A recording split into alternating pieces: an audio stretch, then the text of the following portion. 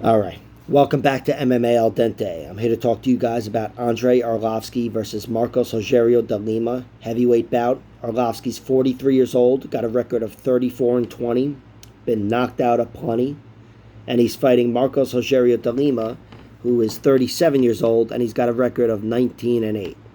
Isn't that great? No. But he's been submitted a plenty. That's the story of his career. His UFC career, I should say, is that he's submittable. And, he's got submission losses to all great submission artists, though, mostly. Romanov, Struve, OSP, Antigulov, Krylov, Shoeface. Andrei Arlovski via submission, even though on paper I know he's got the technique to find that, victory, it's just not in his game. He would have to stumble into a submission, I would think. The last time Andrei Arlovski fought to even take someone down deliberately, tactically, I think it was Stefan Struve. And that might be the only time ever, for all I know. He's a striker. And Andrei Arlovski, as a striker, he's a guy who's got to deal with a compromised chin. He'll say, no, my chin's fine, like he was very defiant after he fought Ben Rothwell, but his chin is compromised.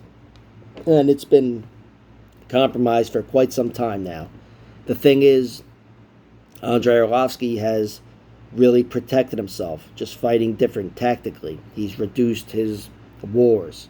He's not Mr. Stand in the pocket and throw, not that he ever really was, but he absolutely protects his chin, and he's become much more of a point fighter. He's flourished into a point fighter, really. He 6-1 he is in his last 7, but he's 7-0 in his last 7 decisions. That's a bona fide point fighter. And look, a lot of those decisions were close. I know certainly the Jake Collier fight, but Arlovski seems a step ahead largely than all these middle of the road or low end UFC heavyweights he's been fighting. And De Lima, I don't know exactly where to place him. Of course, he got that big knockout win over Ben Rothwell, and then the subsequent loss to Blagoy Ivanov. So he's up there, but he's not anywhere near the top.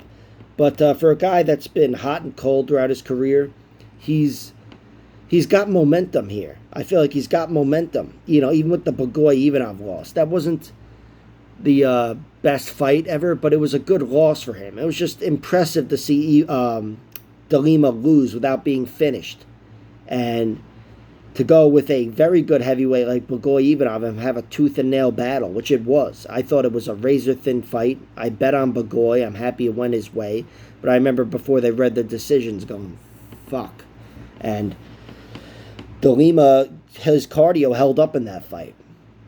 I mean, I thought it was starting to fade a little bit, but he fought hard for 15 minutes. I was doubting him a little in like round 2 or whatever. Which largely the story, on paper is he lost rounds 2 and 3 after winning round 1. That is what happened, but he didn't look awful in that fight by any means. And Arlovski, speaking of how you look, he hasn't looked great in a while. A lot of these wins, pretty much all of them are razor thin fights, are pretty damn close. Arlovski wins by fighting like Arlovski. He's big and strong and athletic.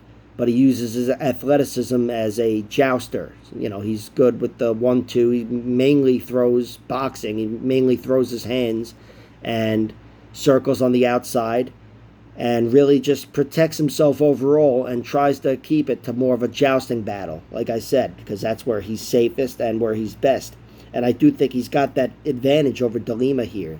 He's got the height and the reach. De Lima coming up from light heavyweight, even middleweight, I believe, earlier in his career, and probably just light heavyweight. But Arlovski is a guy who's always been a heavyweight. He's a natural heavyweight, that's 6'3" or 4" or whatever. Again, he's got the reach and the height, and if he protects himself largely with this movement and not just his chin but also his legs against De Lima, I think Arlovski wins a decision. I think he wins rounds 2 and 3, starts to prevail down the stretch. De Lima, again, I like the way his cardio held up in his last one, and I do think to really tax his cardio, you would need to make him grapple, especially put him on his back. That's where he's folded historically. But again, not really in Arlovski's cards, typically. Doesn't mean I didn't bet on it. I did bet on Arlovski winning via submission, and you had really long odds, but just a sprinkle. But if De Lima is not put on his back, and this is a striking battle, I still see it being much closer than the odds suggest. You know, De Lima's got the knockout power in his court there. He's pretty much going to get the only knockouts, I'd say. Arlovski, his knockout power is certainly dissipated throughout his career as his, game has changed. But De Lima, he can win a decision as well, especially if those leg kicks are effective.